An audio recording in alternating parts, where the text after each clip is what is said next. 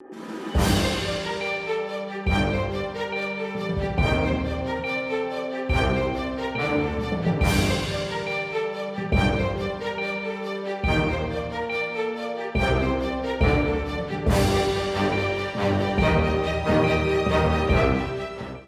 6 mai 2025, mesdames et messieurs, bonjour et bienvenue dans ce JT. Tout de suite le sommet. À ESAE, la reprise des compositions après les congés soulève interrogations et débats sur les conditions d'apprentissage entre rigueur du calendrier et réalité des étudiants. Les détails dans ce 13h.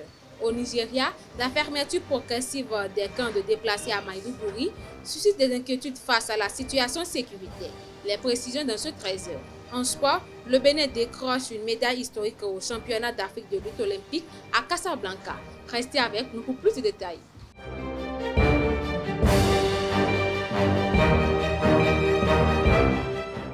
Rebonjour à nos fidèles internautes à l'ESAE, leur recomposition de fin d'année amorcée dès ce lundi après 2 semaines de congé. Entre enthousiasme et effort d'adaptation, les étudiants font face aux épreuves avec détermination tout en se questionnant sur le calendrier retenu. Reportage signé Mouidine Lawali. Depuis ce lundi, ESAE vit au rythme des examens de fin d'année. Après 2 semaines de congé, les étudiants ont repris le chemin des salles d'examen avec motivation.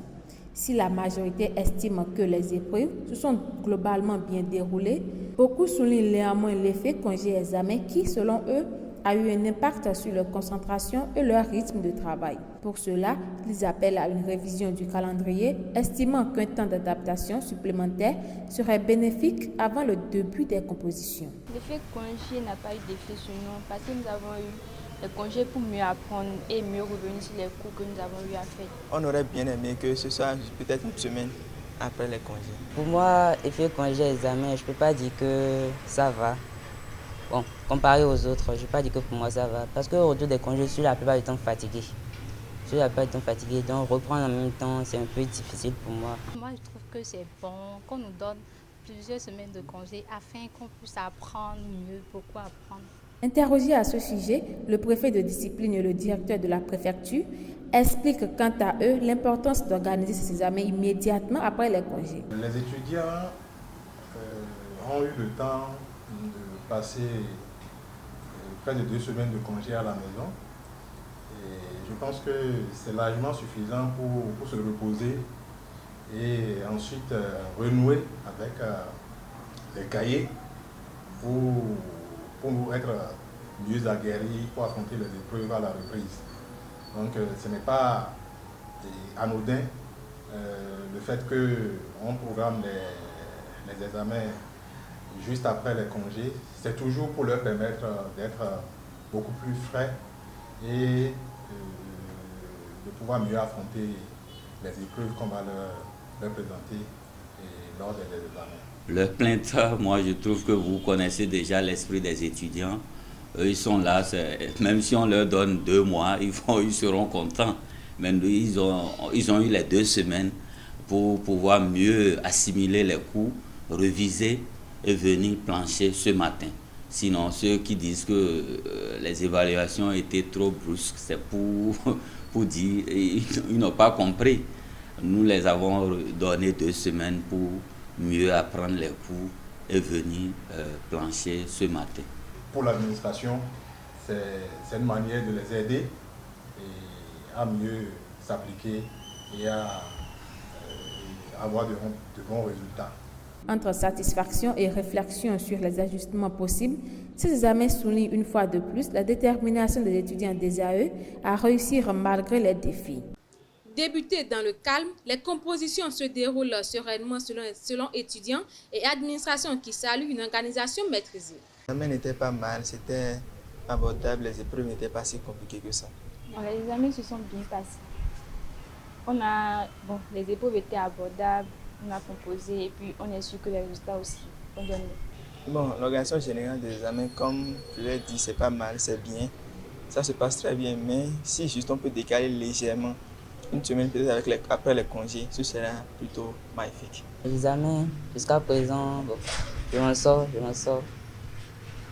Au début, j'avais prévu être major de promotion, mais J'ai cru que ça allait vite passer. J'ai rencontré quelques camarades vraiment, ils sont un peu coriaces dans l'étude et puis bon, ça passe quand même.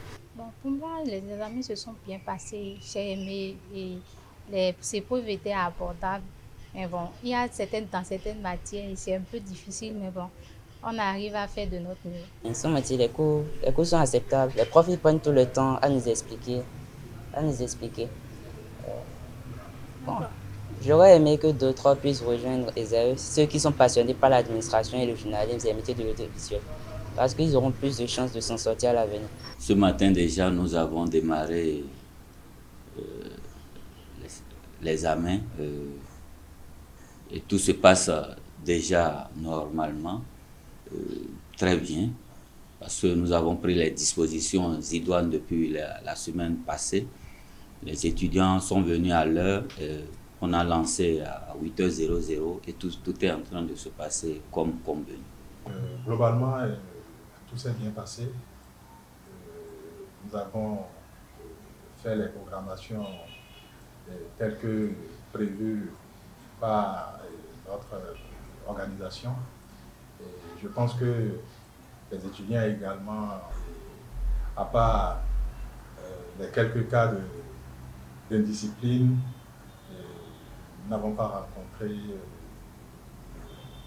de difficultés majeures par rapport aux étudiants. C'est une bonne chose pour les résultats à la fin de l'année. 12 individus arrêtés à Banikwara ont comparu ce 5 mai devant la criette pour avoir transporté du carburant présumé destiné à des groupes djihadistes. Les prévenus, pour la plupart des cultivateurs, contestent toute implication terroriste et affirment avoir agi pour des besoins domestiques.